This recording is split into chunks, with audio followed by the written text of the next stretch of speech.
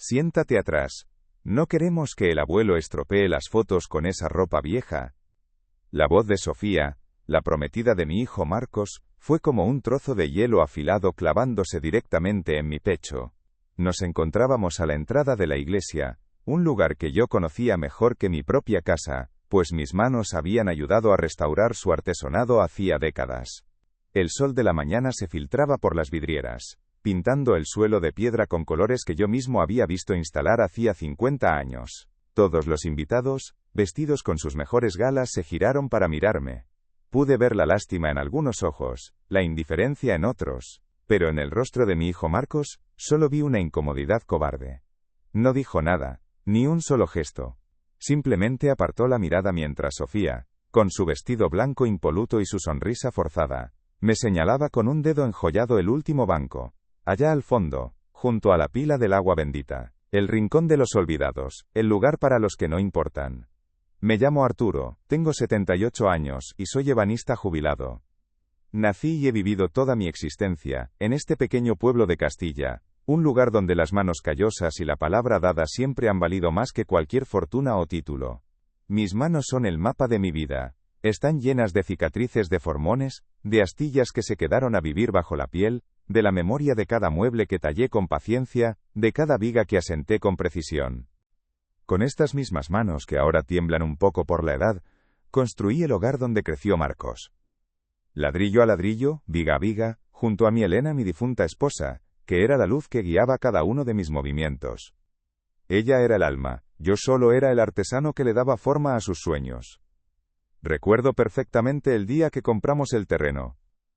Era un campo yermo lleno de amapolas silvestres.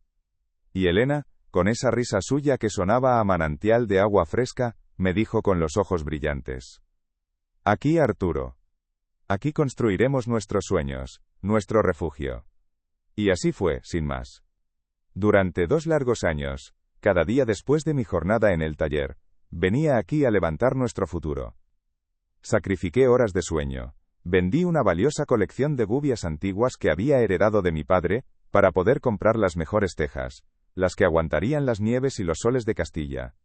Elena me traía la cena en una cesta de mimbre, y comíamos sentados sobre sacos de cemento, planeando dónde iría el cuarto de nuestro primer hijo, el rosal que ella plantaría junto a la ventana de la cocina, y el banco de madera de roble que yo tallaría para el porche, para ver juntos los atardeceres cuando fuésemos viejos.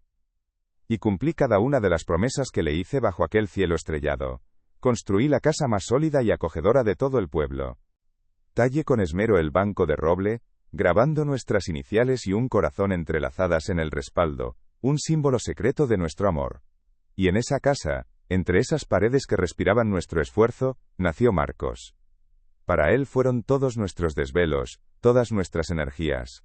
Elena cosía su ropa con una paciencia infinita, yo le construía juguetes de madera que ningún niño de la ciudad podía tener, un caballo balancín, un pequeño fuerte, un tren con vagones. Cuando quiso ir a la universidad en la ciudad para ser abogado, vendimos la pequeña parcela de olivos que nos daba un extra cada año, sin pensarlo 2 veces. No nos importó el sacrificio, todo era para él, para que tuviera las oportunidades que nosotros nunca tuvimos. Mi Elena siempre me decía, con una mezcla de orgullo y melancolía, que nuestro hijo vuele alto, Arturo, muy alto, aunque sus alas le lleven lejos de nosotros y de este nido que le hemos construido con tanto amor. Ella entendía que el amor de un padre es, a veces, un acto de renuncia, de dejar ir. Y voló alto, sí. Se licenció con honores, encontró un buen trabajo en un bufete importante y conoció a Sofía. Al principio, sus visitas eran frecuentes, sus llamadas un consuelo.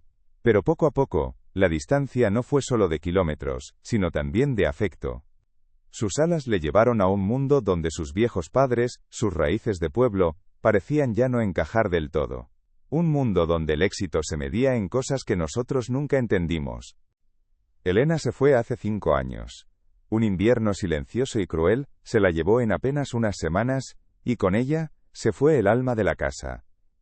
Desde su partida, las paredes parecen más frías.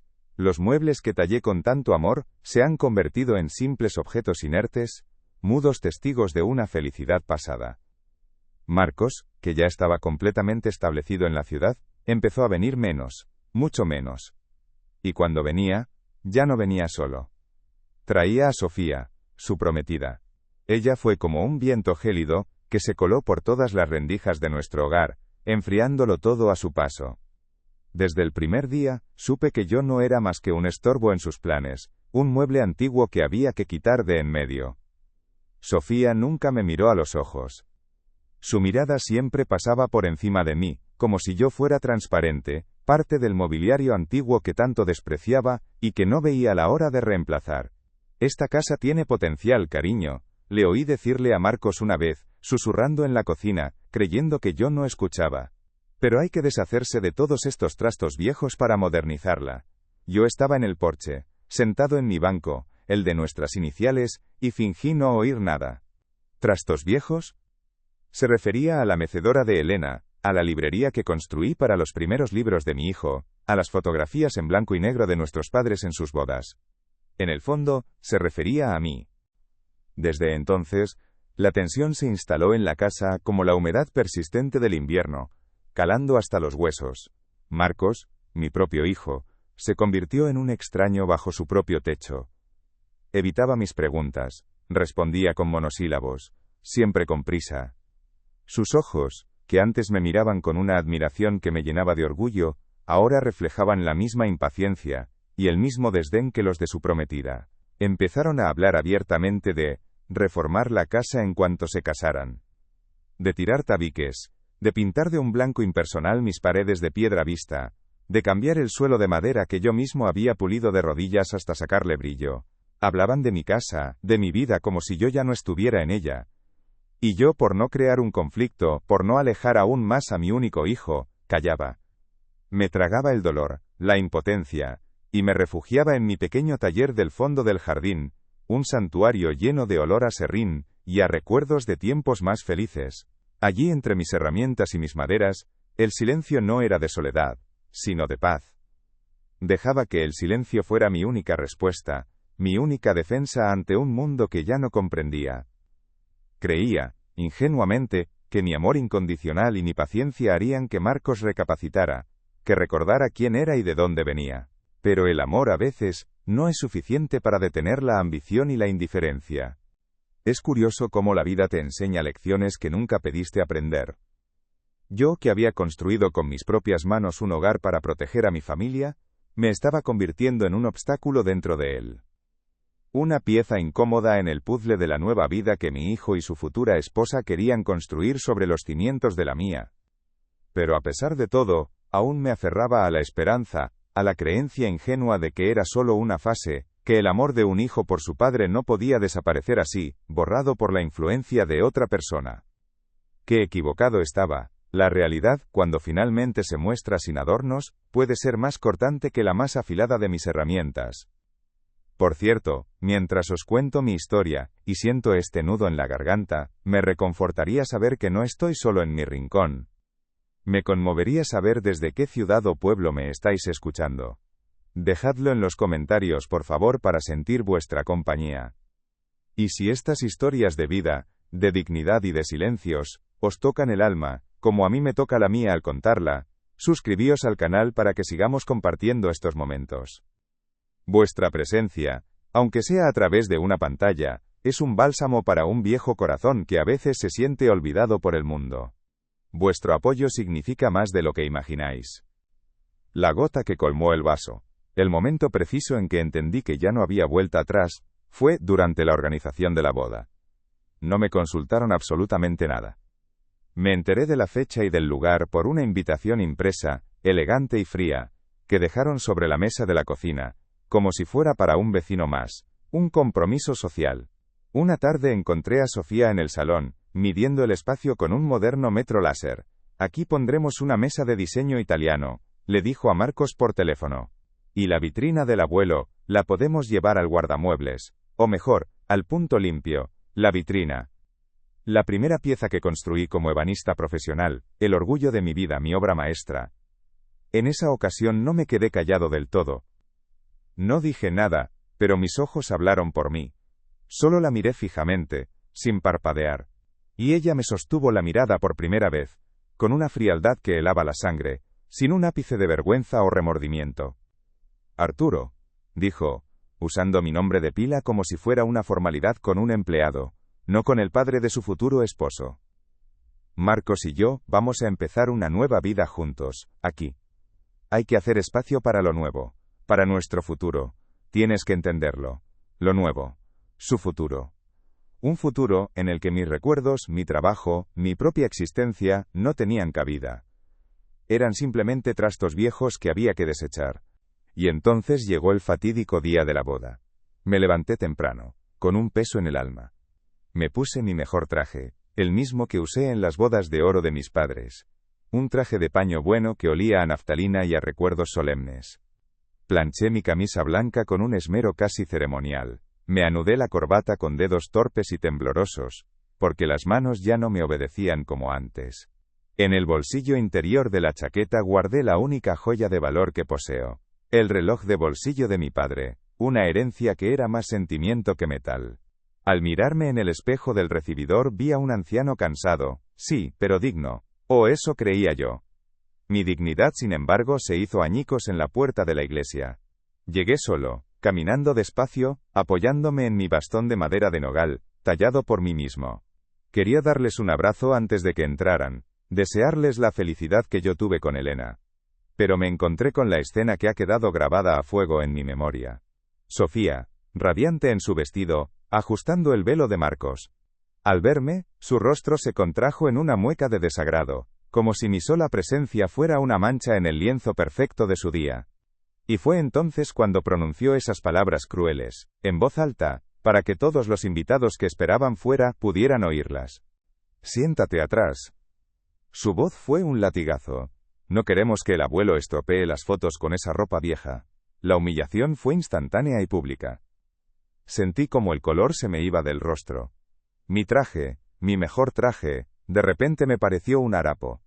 Mi dignidad, un castillo de arena barrido por una ola de desprecio. Y lo peor, lo que más dolió, no fueron sus palabras, sino el silencio de mi hijo. Mi propia sangre, el niño al que le había enseñado a ser un hombre de bien, se quedó allí, mudo, asintiendo levemente, cómplice de mi destierro al último banco. En ese instante comprendí que había perdido a mi hijo para siempre. Caminé hacia el fondo de la iglesia con la cabeza gacha, sintiendo las miradas de todos clavadas en mi espalda. Cada paso era un esfuerzo, como si caminara sobre cristales rotos. El murmullo de la gente era como un zumbido de abejas en mis oídos. Encontré el banco de madera fría, el que ella me había asignado, y me dejé caer en él. El olor a incienso y a cera vieja, que siempre me había traído paz, hoy me asfixiaba. Apoyé mis manos temblorosas sobre el bastón y miré al frente, hacia el altar que yo conocía tan bien.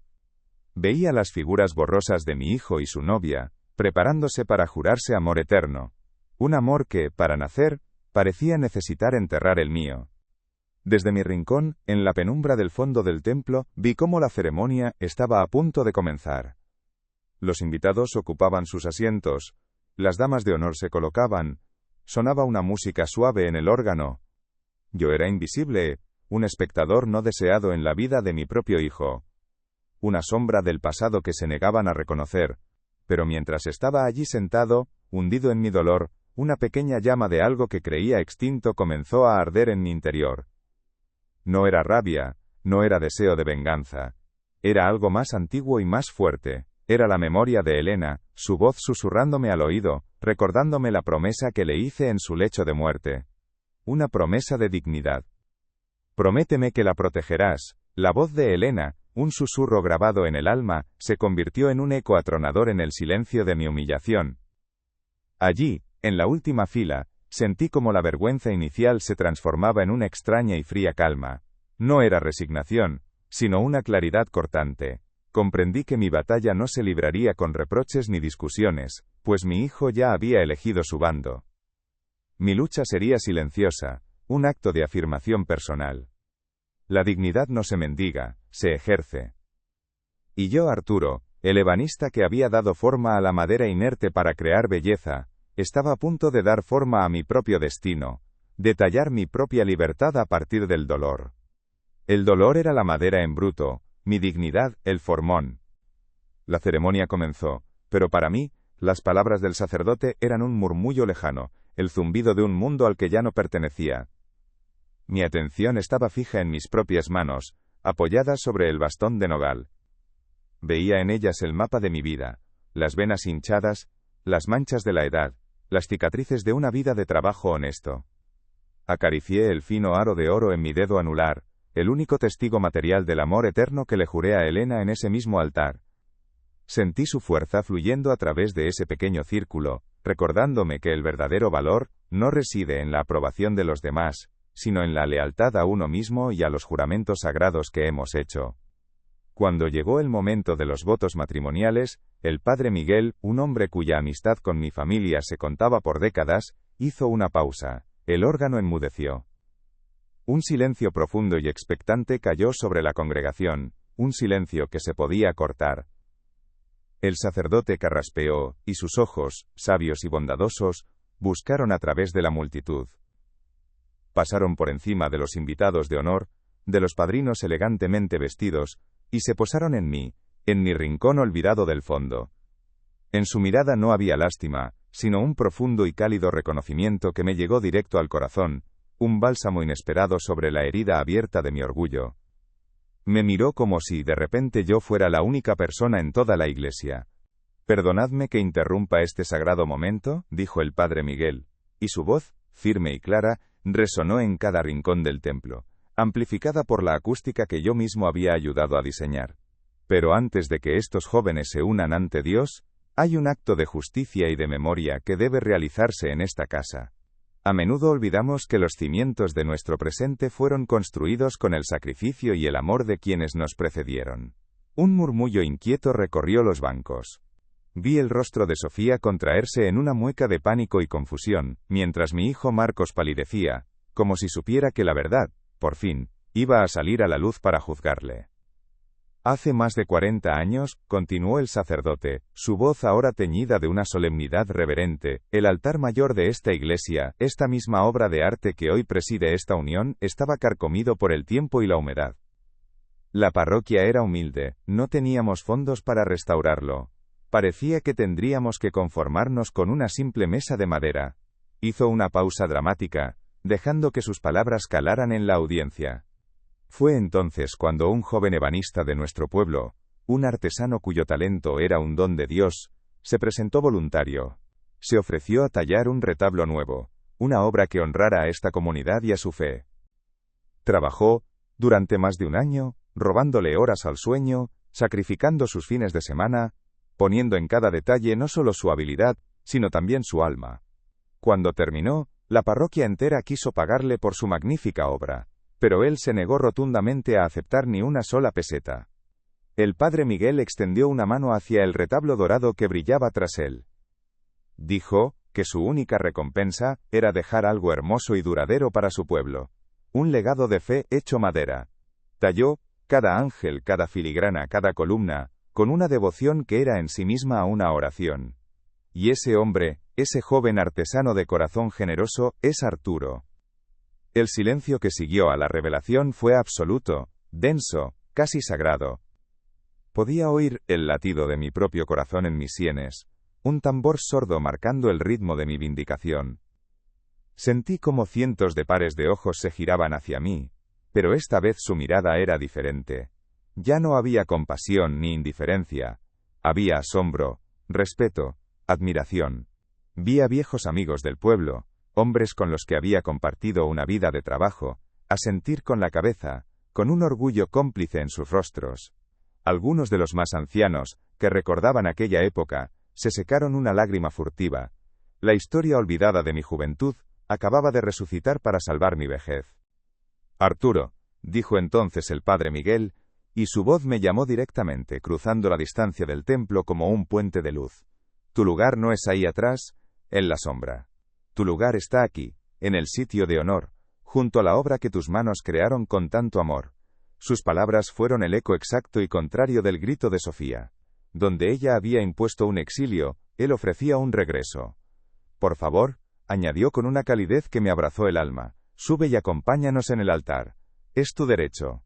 Es tu sitio». El mundo pareció detenerse. suspendido en ese instante de pura y abrumadora justicia poética.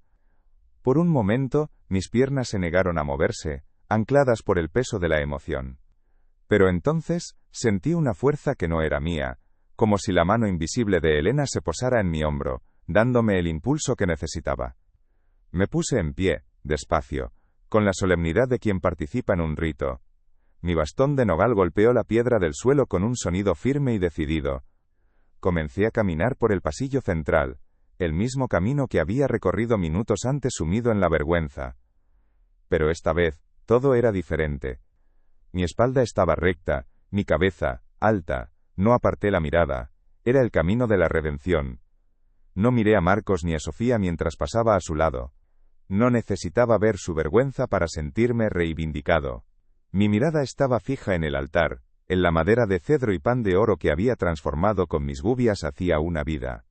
Cada detalle del retablo era un recuerdo, una conversación silenciosa entre el hombre que fui y el anciano que soy. Era como volver a casa, a la parte más pura y noble de mi propia historia. El murmullo de los invitados se convirtió en un respetuoso silencio mientras avanzaba, un pasillo de honor improvisado que borraba para siempre la humillación sufrida en la puerta. El padre Miguel me recibió con una sonrisa y me guió hasta una silla de roble macizo que había junto a él, en un lugar preeminente del presbiterio. Al sentarme, tuve una visión completa de la iglesia. Desde esa posición elevada, vi el rostro descompuesto de Sofía, una máscara de rabia contenida y humillación pública. Vi a mi hijo, Marcos, incapaz de levantar la vista del suelo, encogido bajo el peso de una culpa que, por fin, le había alcanzado. Su silencio cobarde en la puerta ahora le gritaba desde la conciencia. No sentí placer en su sufrimiento, solo una profunda y serena tristeza por el hombre en que se había convertido. Mientras la ceremonia se reanudaba, yo me sentí extrañamente en paz.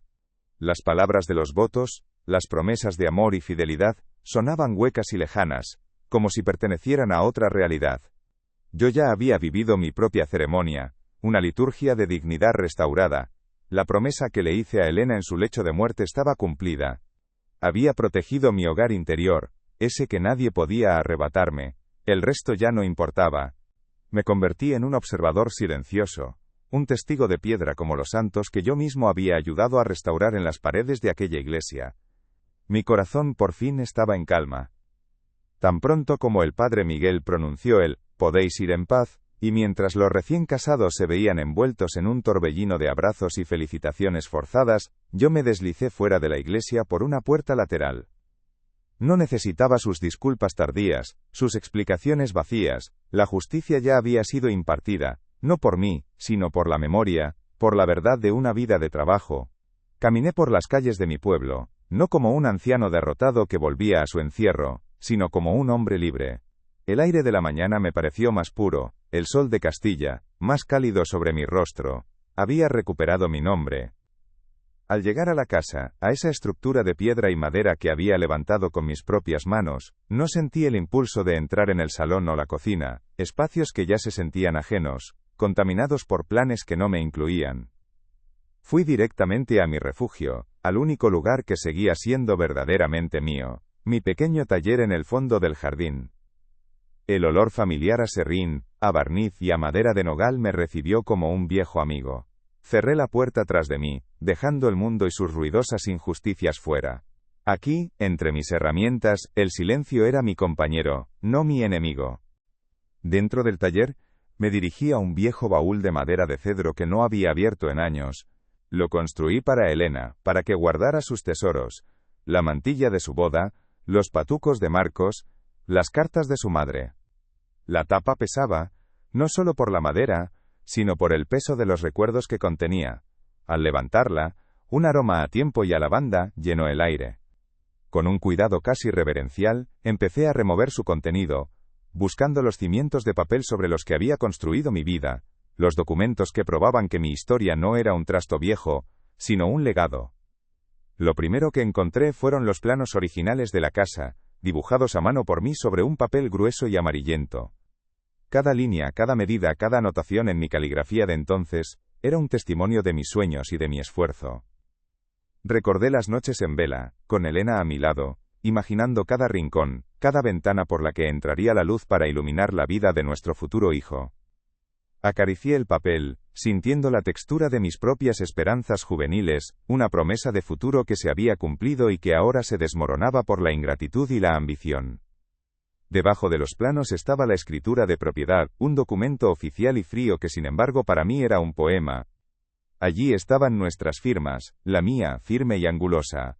La de Elena, elegante y temblorosa de emoción. Leí la fecha. Y recordé la alegría de aquel día, la sensación de que, por fin, teníamos un pedazo de tierra en el mundo que era nuestro, un refugio para nuestro amor. Ese papel no solo me otorgaba la posesión de un terreno y unos ladrillos, me recordaba que yo era el artífice, el fundador de ese pequeño reino que ahora me trataban como a un siervo. Finalmente, en el fondo del baúl, encontré lo que mi corazón buscaba, un pequeño cofre de madera de sándalo. Dentro, atadas con una cinta de seda azul, estaban las cartas que Elena me escribió cuando hice el servicio militar. Sus palabras de amor, de anhelo, de planes para nuestro futuro juntos. Desaté la cinta con dedos torpes y tomé una de ellas al azar. Su caligrafía tan familiar era un bálsamo. «Estoy deseando que vuelvas, mi Arturo», leí. «Para que empecemos a construir nuestro nido, nuestro refugio contra el mundo». Esa frase resonó en mi interior con la fuerza de una revelación. Nuestro refugio, esas dos palabras lo cambiaron todo. Un refugio se construye para proteger, para dar cobijo, para ser un santuario de paz y amor. No para convertirse en una jaula dorada, en un escenario de humillaciones silenciosas y desprecios cotidianos. Comprendí en ese instante que, al aferrarme a las paredes de esa casa, estaba traicionando el propósito mismo por el que la había construido. El espíritu de nuestro hogar ya no vivía allí. Se había marchado con Elena, y lo que quedaba era solo una cáscara vacía, un decorado para la nueva vida de mi hijo, una vida en la que yo sobraba. Una decisión, clara y serena, se formó en mi mente, no con ira, no con amargura, sino con la lógica implacable del amor propio. No permitiría que el legado de mi amor por Elena fuera profanado. No me quedaría a ver cómo convertían nuestro santuario en un simple bien inmueble, cómo arrancaban el alma de cada habitación para sustituirla por un diseño moderno y frío. La casa merecía un final más digno, y yo también. Mi partida no sería una derrota sino la victoria definitiva de mi dignidad. Dejaría atrás los ladrillos para salvar el hogar que llevaba dentro. Si mi historia y la decisión que estoy a punto de tomar os conmueven, si creéis en la fuerza silenciosa de la dignidad, os pido que os unáis a esta comunidad. Suscribíos al canal, porque cada suscripción es como un ladrillo más en la construcción de un refugio donde estas historias son valoradas y escuchadas. Vuestro apoyo me recuerda que, aunque a veces nos sintamos solos en nuestras batallas, hay muchas almas buenas en el mundo dispuestas a escuchar. Vuestra compañía, aunque sea virtual, me da la fuerza para dar el siguiente paso en mi camino. Guardé con sumo cuidado la carta de Elena de nuevo en el cofre. Lo cerré y lo puse a un lado, junto a una pequeña selección de mis herramientas más preciadas, aquellas que habían sido una extensión de mis manos durante más de 50 años. Miré a mi alrededor, al desorden ordenado de mi taller, al polvo de madera que cubría cada superficie como una pátina de tiempo. Este pequeño espacio contenía más verdad y más vida que toda la casa entera. Aquí, entre maderas nobles y hierros forjados, me sentía completo, me sentía yo mismo. Y decidí que era hora de llevarme esa sensación conmigo. La noche cayó sobre el pueblo, pero en mi taller no había oscuridad. Encendí la vieja lámpara de aceite que había pertenecido a mi padre, y su luz cálida y temblorosa llenó el espacio de sombras danzantes. No sentía angustia ni soledad. Por el contrario, me embargaba una sensación de propósito, una energía que no había sentido en años. Estaba a punto de realizar mi última gran obra como artesano, la deconstrucción de mi vida anterior para construir una nueva, más pequeña, más humilde, pero infinitamente más auténtica. Una vida donde el único arquitecto sería yo. No volví a entrar en la casa esa noche. Dormí en un viejo catre que tenía en el taller, envuelto en una manta de lana áspera. El sueño fue profundo y sin pesadillas, el sueño de un hombre que ha tomado una decisión irrevocable y está en paz con ella. Al despertar con las primeras luces del alba, el canto de un gallo a lo lejos me sonó como una diana, una llamada a la acción. Me lavé la cara con agua fría de un barreño y me sentí rejuvenecido, listo para ejecutar el plan que había trazado en la quietud de la noche. Mi plan era simple, silencioso y definitivo, no habría confrontaciones ni escenas dramáticas. Mi respuesta a su crueldad no sería un grito, sino un vacío. Un silencio tan elocuente que resonaría en sus vidas mucho más que cualquier palabra de reproche. Les daría exactamente lo que parecían desear, una casa vacía de mi presencia, un lienzo en blanco para su futuro. Pero a veces, cuando consigues lo que quieres, te das cuenta de que has perdido lo que realmente necesitabas. Y yo sabía, con una certeza absoluta, que el alma de esa casa se iría conmigo. Tomé una pequeña maleta de cuero, la misma que Elena y yo habíamos usado en nuestro viaje de novios a la costa. Era vieja y estaba gastada, pero era fuerte, como nuestro amor. Dentro, empecé a colocar los pocos objetos que constituían mi verdadero patrimonio: el cofre con las cartas de Elena, la fotografía de nuestra boda, el reloj de bolsillo de mi padre, un par de camisas limpias y mis herramientas de tallado más pequeñas. Cada objeto era un ancla, un pedazo de mi identidad que me llevaría conmigo a mi nuevo puerto. No toqué nada más. Dejé la vitrina que Sofía quería tirar, dejé la mecedora de Elena, dejé la biblioteca que había construido para los libros de Marcos. Dejé todos esos trastos viejos que para ellos eran un estorbo, pero que para mí habían sido el mobiliario de una vida feliz. Que se quedaran con los objetos, con las apariencias. Yo me llevaba la esencia, los recuerdos, el amor intangible que había impregnado cada rincón de ese hogar durante 50 años. Les dejaba una casa, pero yo me llevaba el hogar. Mientras preparaba mi partida, recordé una vieja lección de mi oficio de ebanista. A veces, para salvar una pieza de madera valiosa que tiene una parte podrida, no queda más remedio que cortar esa parte, aunque duela. Se sacrifica una porción para preservar la integridad del conjunto, y eso era exactamente lo que estaba haciendo. Estaba cortando la parte de mi vida que se había vuelto tóxica, que amenazaba con pudrir mi espíritu. Era una amputación dolorosa, sí, pero necesaria para poder seguir viviendo con dignidad. Con la maleta en una mano y mi bastón en la otra salí del taller por última vez y me detuve un instante en el jardín. El rosal que Elena había plantado junto a la ventana de la cocina estaba en flor, y el aroma de las rosas me envolvió como un último abrazo. Corté una única rosa roja, la más perfecta que encontré, y me la guardé en el ojal de la chaqueta. Era el último adiós de Elena, su bendición para el nuevo camino que estaba a punto de emprender. Un camino incierto, sí, pero un camino mío. Antes de marcharme definitivamente, entré en la casa en silencio. Fui directamente a la mesa de la cocina, esa mesa de roble macizo que había sido el corazón de nuestra familia.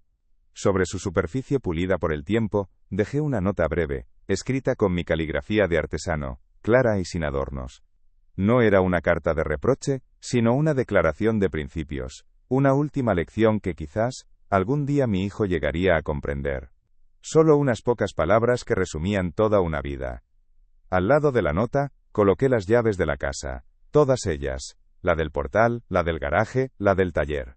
Un manojo de metal, que representaba el acceso a un mundo que yo abandonaba voluntariamente. Sin embargo, me guardé una en el bolsillo. La vieja llave de hierro forjado de la puerta principal original, la primera que instalé. No habría ninguna cerradura moderna, pero abría la puerta de mis recuerdos. Era el único pedazo de la casa que necesitaba llevar conmigo, un símbolo de mi autoridad moral como su creador. Mi último acto fue subir a la habitación que había sido de Marcos y que ahora, a veces, usaba mi nieta Lucía cuando se quedaba a dormir. Era una niña de ojos grandes y tristes, una observadora silenciosa del drama familiar. Sobre su almohada, con un cuidado infinito, dejé mi última creación, un pequeño pájaro de madera de olivo, con las alas desplegadas, a punto de emprender el vuelo. No dejé ninguna nota para ella. El pájaro hablaría por mí. ¿Era mi legado silencioso?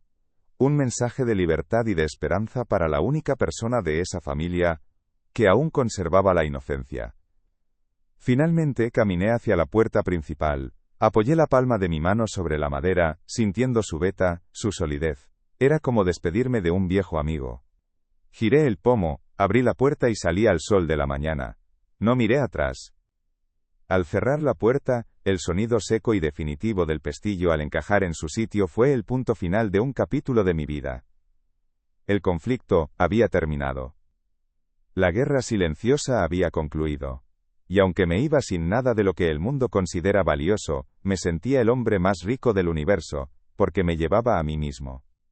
Mi partida no fue una huida precipitada, sino una liberación metódica y silenciosa. No hubo portazos, ni una sola palabra de reproche. Solo la calma profunda de un hombre que sabe, en lo más hondo de su alma, que está haciendo lo correcto para preservar su esencia. Pasé la noche en vela en el taller, no por la angustia de la incertidumbre, sino por la serena determinación que me embargaba. Empaqué una única y vieja maleta de cuero, la misma que Elena y yo usamos en nuestro viaje de novios. Dentro, con un cuidado casi litúrgico, metí lo verdaderamente esencial. Un par de mudas limpias, mis herramientas de ebanista más queridas y personales, las fotografías de Elena que aún conservaban su sonrisa, y el pequeño cofre de sándalo con sus cartas de amor. No toqué absolutamente nada de lo que Sofía consideraba de valor. Les dejé los muebles, los electrodomésticos y toda la vida material que ellos tanto anhelaban poseer. Al amanecer, con las primeras luces tiñendo de malva el cielo de Castilla, me senté por última vez en el banco del porche, aquel que tallé con nuestras iniciales entrelazadas en un corazón. La madera de roble, suave y pulida por décadas de caricias, de confidencias y de silencios compartidos con mi Elena, se sentía como una extensión de mi propia piel. Le H-A-B-L-E, con acento agudo en voz baja, en un susurro que solo el viento y su memoria podían escuchar. Ya está, mi amor. Ha llegado la hora de marcharse.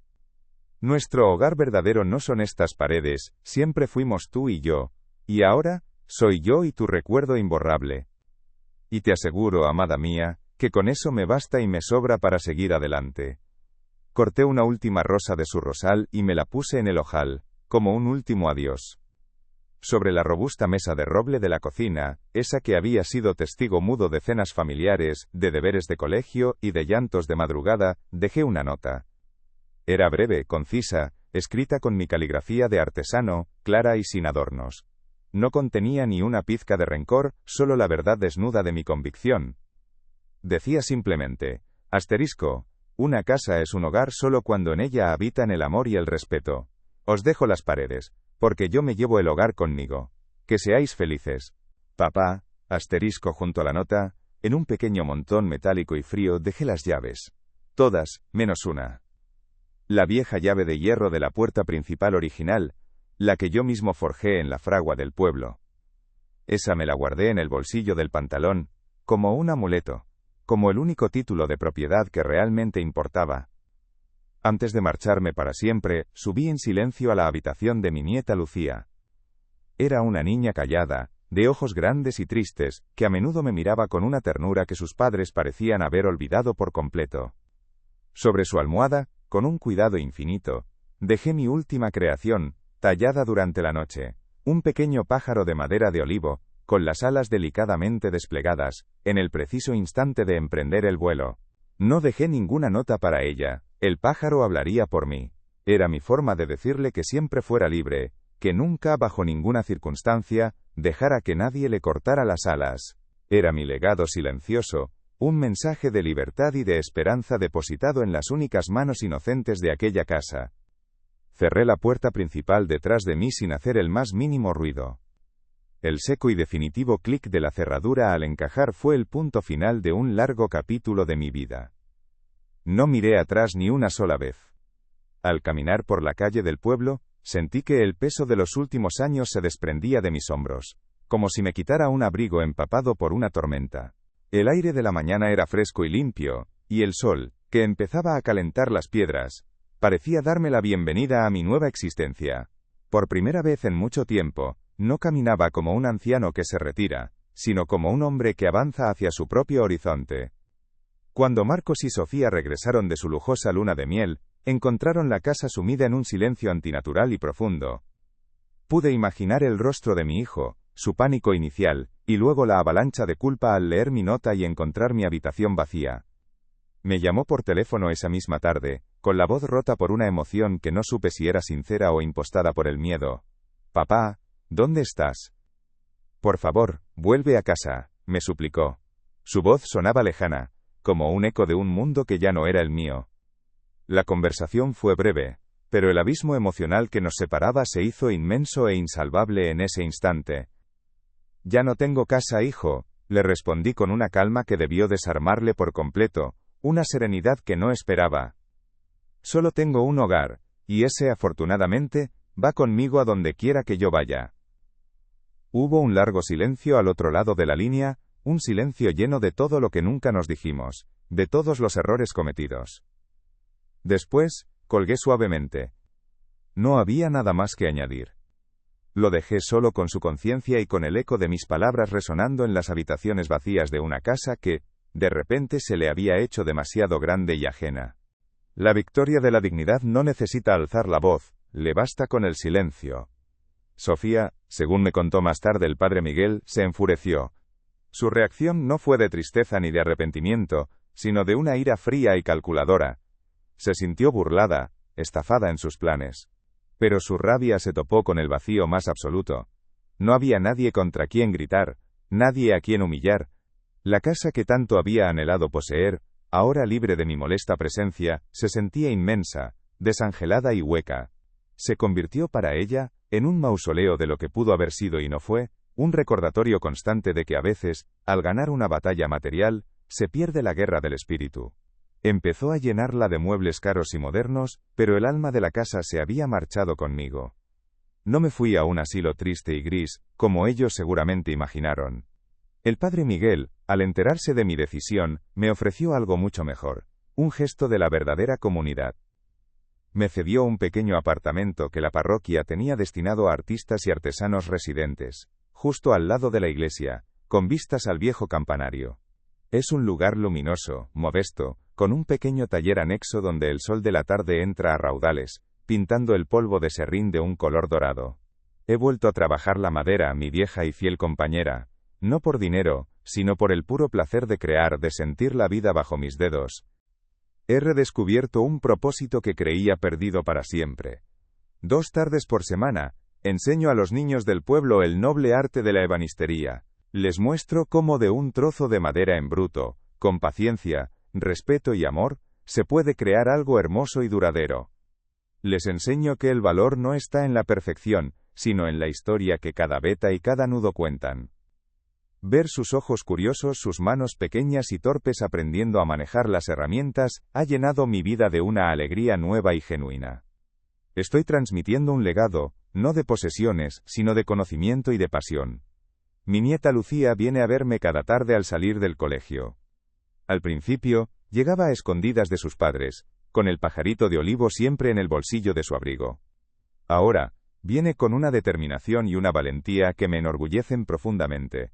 Se sienta a mi lado en el taller, en un pequeño taburete que construí para ella, y sus manitas aprenden a lijar, a oler la madera, a sentir su alma. No hablamos mucho de lo que pasó en su casa. No hace falta.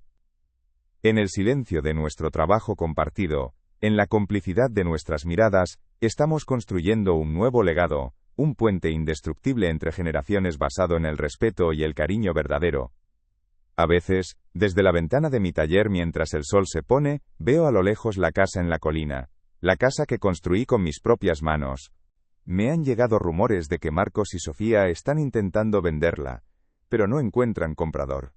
La gente del pueblo que la ha visitado dice que se siente fría, que le falta vida, que es como un cuerpo sin alma. Quizás tengan razón.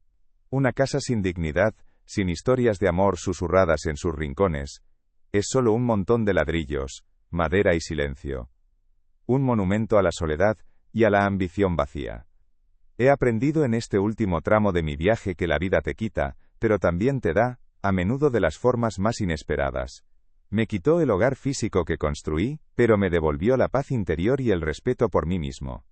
Me alejó de un hijo que se había perdido en el camino, pero me acercó de una forma profunda y maravillosa a una nieta que es la luz de mis días. Y sobre todo, me enseñó la lección más importante de todas, una que solo se aprende con los años y las cicatrices. El verdadero valor de un hombre no se mide por las casas que construye para los demás, ni por las riquezas que acumula, sino por la fortaleza interior que le impide derrumbarse cuando se lo arrebatan todo. La dignidad es el único material que no se puede comprar ni vender, el único que resiste el paso del tiempo y la crueldad de los hombres. Es la viga maestra que sostiene nuestra alma. Mi nombre es Arturo, tengo 78 años, y por fin, después de un largo y doloroso desvío, he vuelto a casa. A mi verdadero hogar. Mi hogar es el olor a cedro de mi taller, es la risa de mi nieta, es el respeto de mis vecinos y la memoria intacta de mi amada Elena. Es este sentimiento de paz que me acompaña cada anochecer. Y ese hogar, esa fortaleza interior, nadie, absolutamente nadie, me lo podrá quitar jamás. Me pertenece solo a mí, y es el legado más valioso que dejaré en este mundo. Gracias por acompañarme hasta el final de mi relato, por prestarme vuestros oídos y vuestro corazón. Vuestra compañía en la distancia ha sido un bálsamo para mi alma. Si mi historia os ha conmovido o inspirado de alguna manera, os invito a dejar un comentario con vuestras propias reflexiones o sugerencias para futuras historias.